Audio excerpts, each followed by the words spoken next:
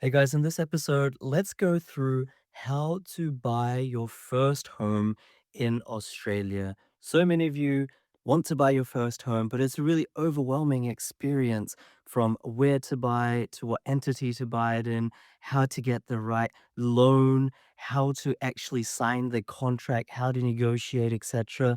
So I'll be going through the different steps in this episode over the next 10 minutes and trying to point out as we go through the different steps what people miss, what people make mistakes on, what you only learn once you've bought a number of properties. I've been involved in over 3,500 property transactions.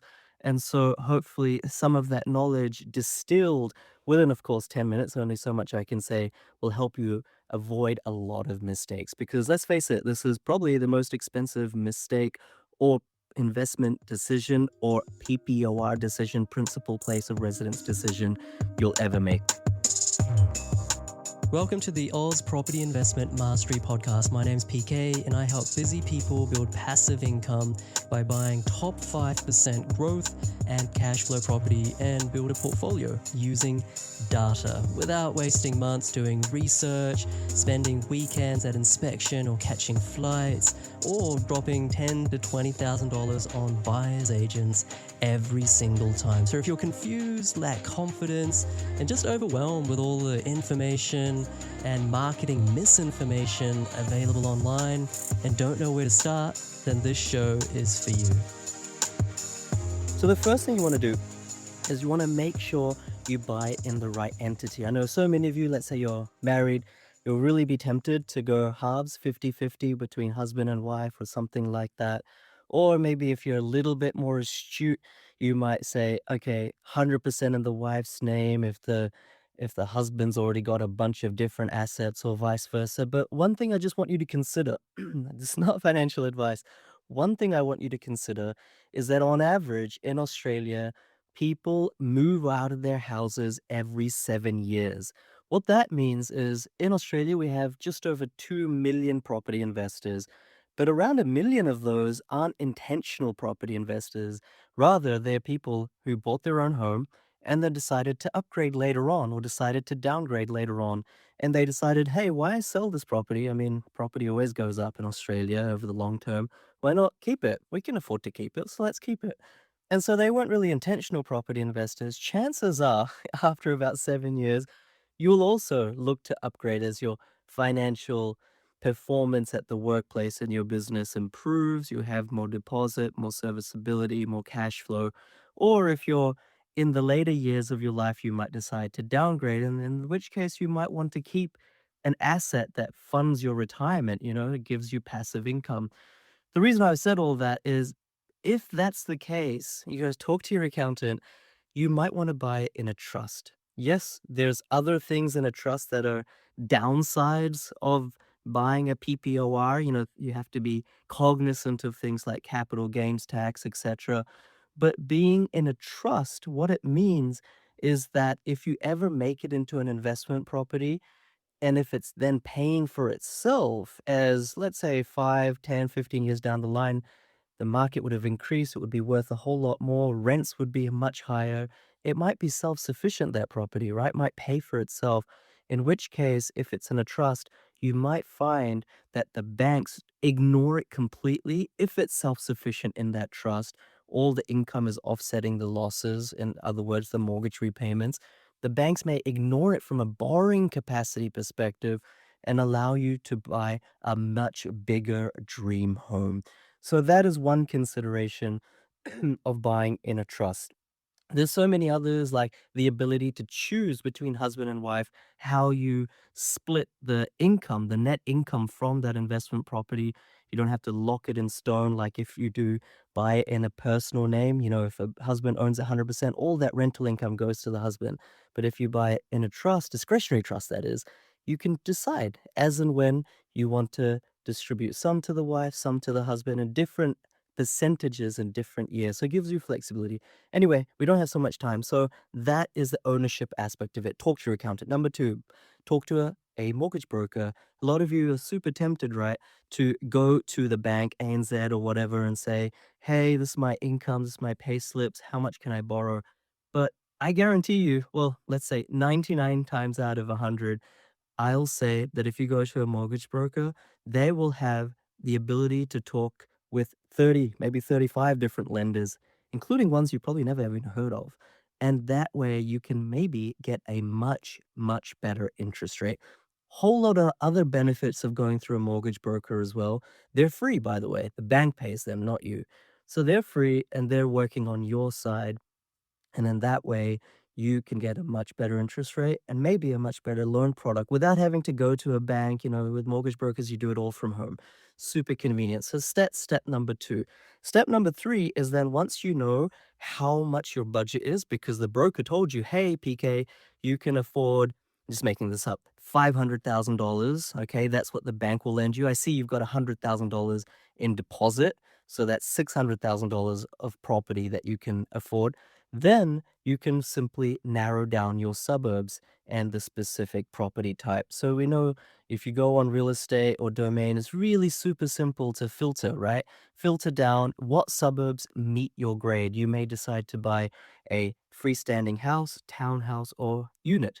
Now in Sydney, maybe Melbourne, if you have a budget of less than 800K, 900K, you might find that you can't afford a freestanding house.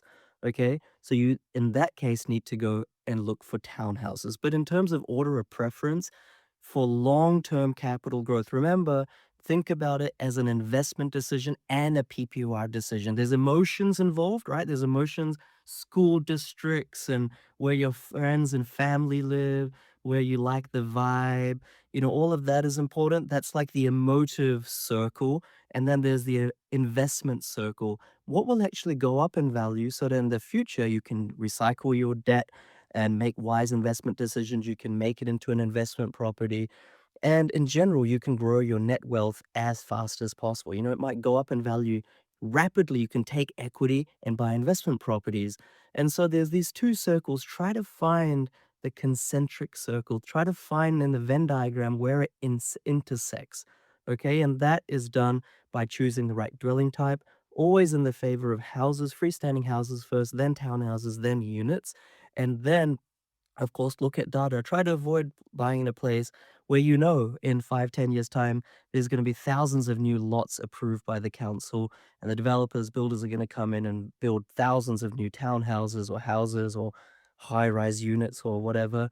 There's so many different data factors that we look at. In fact, 30 to 35 data factors at the suburb level, and then another 30 to 35 data factors at the property level.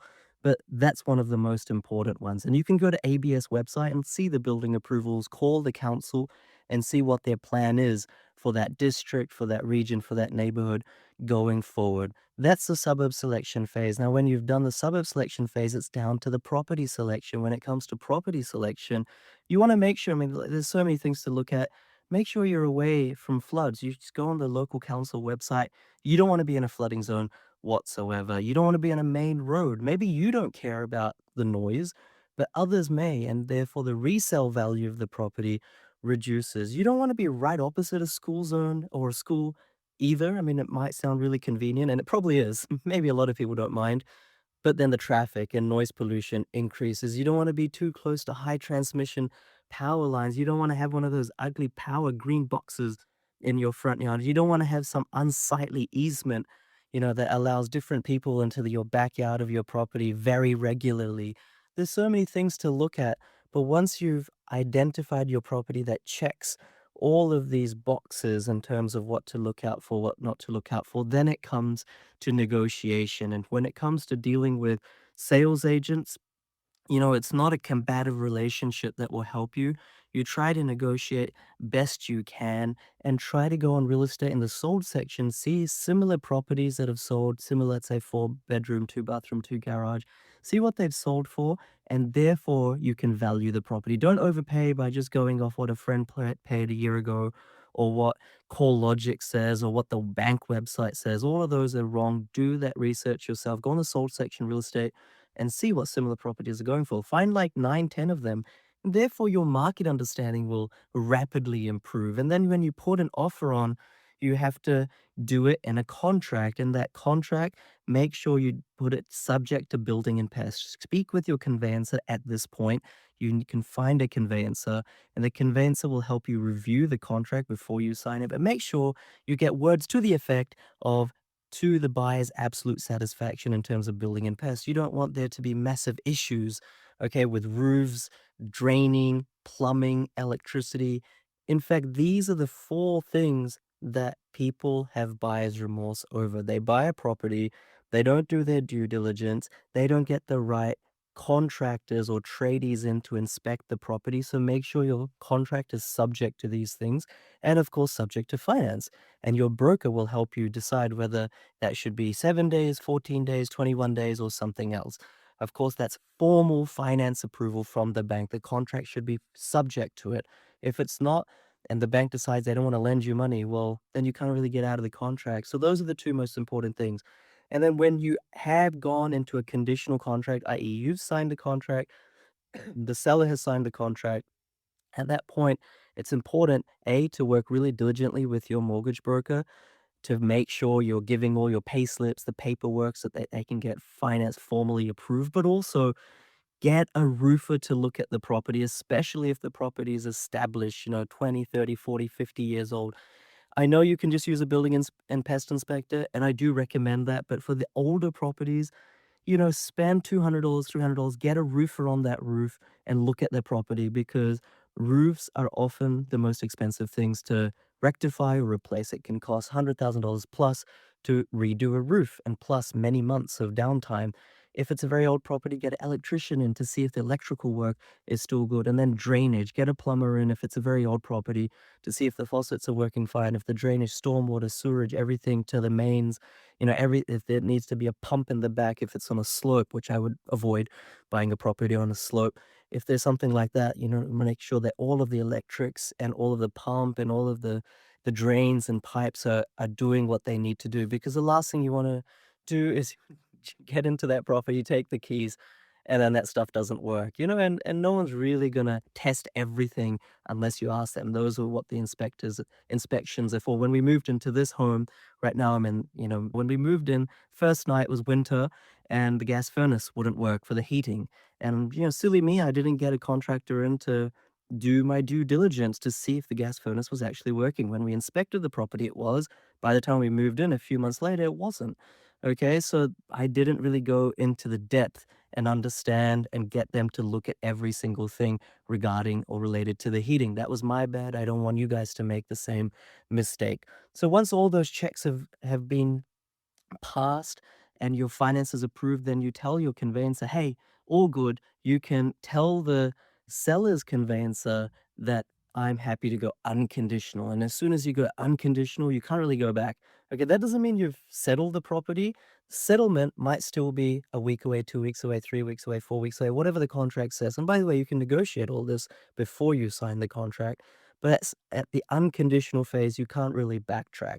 And that's that time you can use to get all your ducks in a row. If there was small things that the contractors or tradespeople said to fix, you can maybe start lining up the quotes now or start scheduling in the project so that as soon as you take the key, you can start doing it. In fact, you can even word into the contract before you sign words to the effect that you can access the property before settlement. So even if you haven't paid for it, you can start getting people in to fix things. That's more advanced. I go through more advanced things like this in my mentorship program. Lots of clauses that you put in the special conditions box, etc. And so once you then settle, okay, you get the keys, then you move in, and you're pretty happy. You're pretty happy. But at this point, you really want to make sure that the whole house is functioning really well. You want to make sure that your name was properly transferred in the land titles office so that there wasn't any discrepancies. Sometimes they make typos, they don't actually transfer your name. Last thing you want is in 5 years to realize that the official owner is still the seller. You don't wanna do and be involved in any of that nonsense, okay? And then same with the accountant. You wanna make sure your entities are all good, and basically, that's how you buy your first property. It's not rocket science, but there's so many things that people trip up on, especially when they buy brand new property, which I really don't recommend because the quality of build these days is pretty terrible. Okay, so you want to make sure you maintain that property, but that's how you buy your first property. And I want to just leave you with one thing. Make sure you get revalued after 6 months. Make sure you get it revalued after a year. You can do so by going back to your mortgage broker. Chances are, if you followed the data, it would have gone up maybe 50, 100, 150, $200,000, and you'll have equity to then start your investment journey if you haven't already started. Hopefully that helps. If it did, hit the subscribe button and give it a like. My name's PK. So much more to share with you in my mentorship program, but that's all for now.